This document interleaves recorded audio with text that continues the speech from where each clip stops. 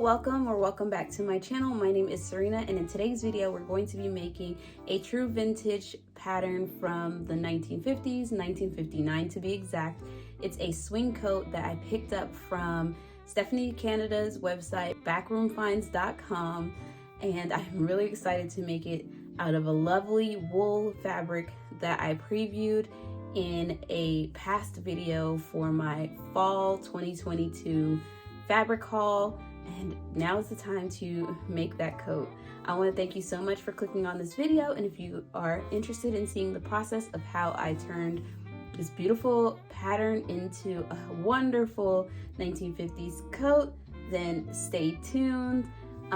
If you would like to support this channel, please like this video and share it. Also subscribe to my channel, and if you would like to support me further, then you can also tip me virtually on Ko-fi. The link will be in the description below.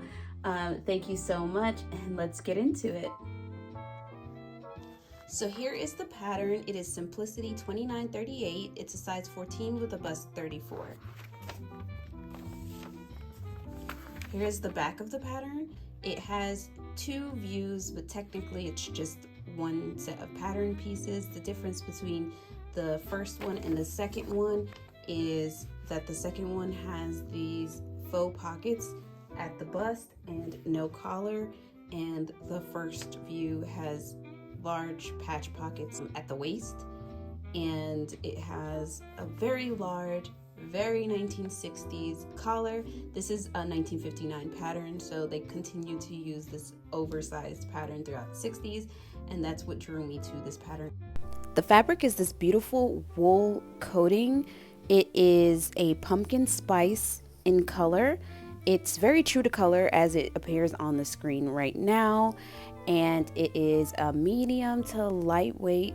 I want to say it's more of a medium coating than it is a heavyweight coating, and I am going to line this with a flannel backed satin with no insulation on the inside. Since I do travel 100% by car, I won't be needing the extra warmth or bulk in this jacket.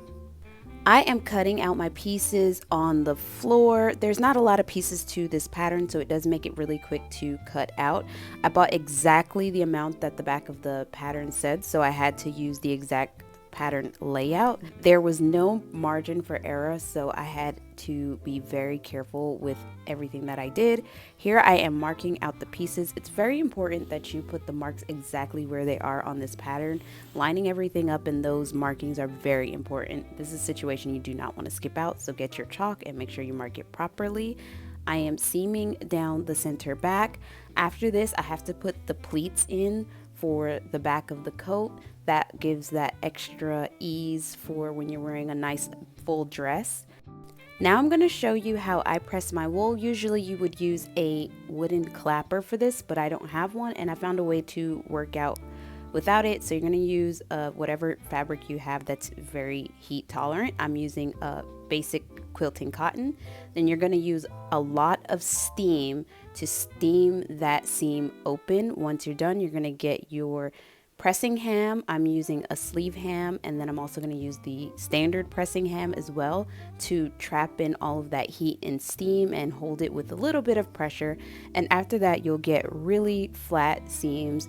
This is the way that I've always done it. I do intend on getting a clapper eventually, but this way works just fine. Here I am showing you that really smooth and flat seam that you get, and so that's all it takes. As long as you have some pressing tools, you can make do with what you have.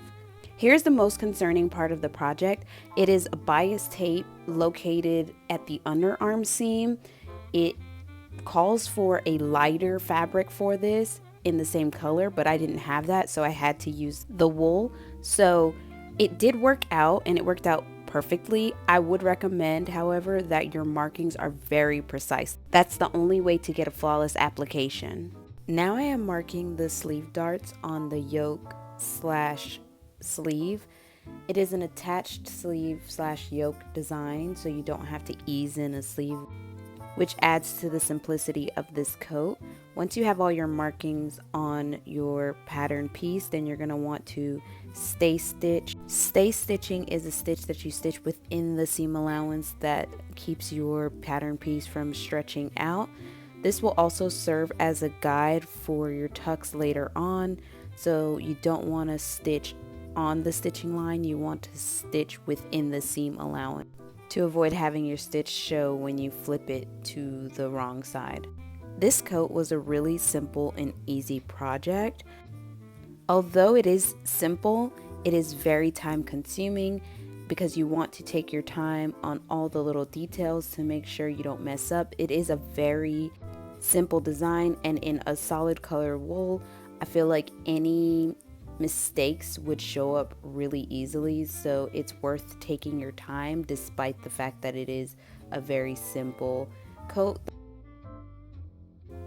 Now for the part that I thought was going to be tricky. Forgive me because my head is going to be in the way. I got really close to see what I was doing, but you want to start out with your tightest stitch, sewing a 1/4 inch seam allowance all the way around. You want to pivot at the center point where you cut your notch. Then once you sew that in, you are complete. It wasn't hard at all. It's just something I never did before. Now we are back to the ironing board to press that tuck. And you want to press pretty much all of the seams that you've sewn at this point because you want to have very crisp lines. It will help guide you when it's time to do all of your top stitching, and you want everything laying in the right direction and as flat as smooth as possible. It's easier to do this now than later. Here I am seaming the center back seams of the yoke. This is after I did all of the darts in the sleeves and put in the little bias tape for the underarm. After this, it's time to sew the yoke to the main part of the body, and to do this you're going to have to follow the stitching line that you should have marked onto the fabric ahead of time. Once you go around that curve, then you're going to stitch 3/8 of a seam allowance instead of on the stitching line. Now that the back is assembled and has already been pressed pretty flat, I'm going to add a basting stitch so that way this pleat doesn't move. I should have just gone ahead and done the 1/2 inch top stitching at this point, but I didn't reference the instructions. In the future, I'll just top stitch at this point and not waste my time basting this on. Now it's time to top stitch the pocket on. I am not someone who likes pockets. I've said this a lot on Instagram. But when they are part of the design, I am okay with them. The only thing with patch pockets is that they do have a high chance of being torn off when you are someone who has a stroller. The issue I have with this particular patch pocket is that it is lined. So after you've top stitched it on, you can still see a bit of the lining on the inside. So in order to hide that, I'm going to do some very small stitches or tacks on the inside that will hide or camouflage those. So you'll see here I'm demonstrating me sewing the outer pocket down some more, so when you pull it back you do not see the lining, as opposed to the other side where you can. I have the top stitching marked at the front of the coat. It is a 1/2 inch. And I'm going to sew across this, and I should be done with top stitching for this project. After this project, I definitely need like a very simple, easy palette cleanser because this is my second coat in 2 weeks time period. I made one for my daughter as well. Now I am doing the bound buttonholes. This is my favorite style of buttonhole. I'm using my Singer Professional buttonholer to do this. And now we are going to baste on the collar. I used hair canvas for this collar. I did not interface any other part of this fabric because it was holding up and holding its shape really well. Plus, if you haven't heard in my fabric haul video, I'm trying to save interfacing because it is quite expensive. So this is the facing. Most of the time, in fact every single time, I usually use hair canvas for this, but I didn't, and you'll see in the final results that it didn't need it. I did do test buttonholes to make sure that everything looked like they always do before taking this risk, but everything looked really well. I can't help but to interface my collars though, so there was no way that I was going to not do that on a coat. So while I sew the facing on, let's talk about some things that I did off camera. And one thing I did for this coat was make shoulder pads. This coat did not come with a pattern for the shoulder pads, so I kind of had to draft my own. And I think shoulder pads are really important in jackets and coats, but especially this coat because it does have that attached rounded sleeve, so it kind of wrinkled or buckled at the shoulder, and in order to avoid any unwanted and unnecessary wrinkles, I did put some shoulder pads on there to give it that shape. Plus, shoulder pads and structure is really iconic for vintage pieces, coats, jackets, dresses, and so on, so I couldn't go without them. And so now I'm just top stitching the collar to hold everything in place and give that design element. And after that, I found some seam binding in one of my old sewing machine desks. It's true vintage seam binding, and I am sewing that in.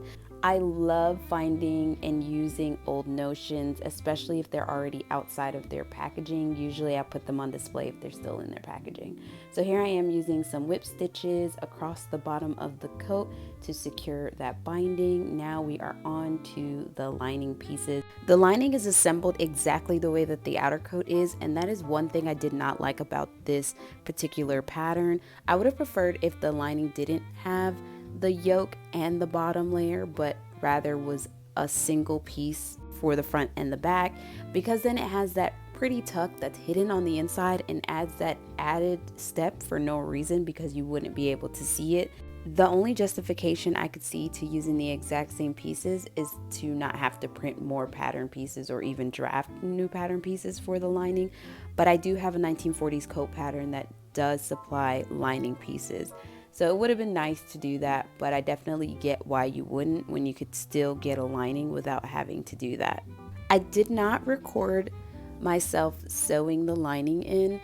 It was really late when I decided to finish this up because I did let the project sit for about a week. When I tell you it did a number on my fingers, I am not someone who can comfortably sew with a thimble, so I do tend to use my fingers a lot. However, with this project, I just had to put my feelings aside and use a thimble, so it took even longer. But after several hours, I got the neatest hand-sewn application of a lining that I've ever put in. So I'm very happy with it, and I'm proud that I was able to overcome my clumsiness with the thimble. So we are nearing the end of the video. Thank you so much for watching. I hope you enjoyed it. Don't forget to like this video, subscribe to my channel if you haven't already. Follow me on Instagram at SewRena_. And if you would like to support this channel further, you can leave me a virtual tip at my Ko-fi. The link will be in the description box below. I share sneak peeks of upcoming projects. So that is the final result. Thank you so much for watching, and I'll see you in my next video. Have a wonderful day. Bye.